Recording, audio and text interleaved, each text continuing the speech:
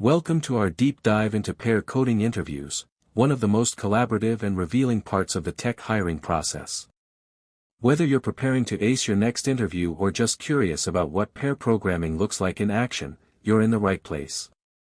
In this video, we'll break down what to expect, how to communicate effectively, and the skills interviewers are really looking for. Let's get started. Tips for a pair coding interview: how to collaborate and succeed. Pair coding interviews are increasingly common in technical hiring, especially at companies that value collaboration, communication, and problem-solving just as much as raw coding ability. Unlike traditional interviews, pair coding sessions simulate real-world programming environments, where two developers work together to solve a problem or build a feature. These interviews test not only your technical skills but also your interpersonal dynamics. Understand the role of each participant. Pair programming typically follows one of two models. Driver-navigator: one person writes the code, the driver, while the other reviews and guides the process, the navigator. Ping-pong: each partner alternates between writing tests and implementing code. Understand what model is being used in the interview, and be ready to switch roles as needed. If it's not clear, ask up front. 2. Communicate clearly and continuously. Good communication is the cornerstone of a successful pair coding session. Think out loud as you work, explaining your thought process, why you're choosing a certain approach, or what you expect a line of code to do.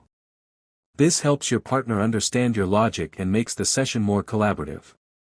Example: I'm thinking of using a hash map here to store the frequency of elements. That should give us 1 lookups when we check for duplicates. Be open to feedback, and give it gracefully. Expect suggestions and critiques, and don't take them personally. Pair programming works best when both participants are open to changing course based on better ideas. Similarly, offer your feedback respectfully and constructively. Instead of, "That's wrong," try, "I wonder if we might run into issues with performance here. What do you think about using a different data structure?" Don't dominate or disengage. Balance is key. If you're doing all the typing and talking, you may appear uncooperative. If you're too passive, you might seem disinterested or unprepared. Aim to keep the collaboration mutual. A good tip is to frequently invite input. Do you want to take the keyboard for this part? Should we sketch out the approach together before coding? Practice paired problem solving beforehand. Like any skill, pair programming improves with practice. Set up mock sessions with a friend or use platforms like exercism.io, CoderPad or CodeSignal. This helps you get comfortable with remote pair. Keep an eye on time and progress. In interviews, time is limited. Periodically check your progress and adjust the plan if needed. We have about 15 minutes left. Should we simplify the last function so we can get to testing? This shows you're thoughtful about delivery and deadlines. Use tools effectively. If the interview allows shared editors like Visual Studio Code Live Share, CoderPad, or Google Docs, make sure you're familiar with them. Learn shortcuts, basic navigation, and how to debug collaboratively. Technical fluency with tools can make collaboration smoother. Wrap up thoughtfully.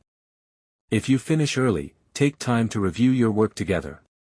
If you run out of time, summarize where you are and what you do next. This shows ownership and critical thinking. Example: we've handled most edge cases, but I'd like to add unit tests for null inputs and large datasets next. Final thoughts. Pair coding interviews are less about getting it all right, and more about how you work with someone else. Demonstrate that you're thoughtful, adaptable, and team-oriented. If you can show that you're not only a good coder but also a great collaborator, you'll leave a lasting impression.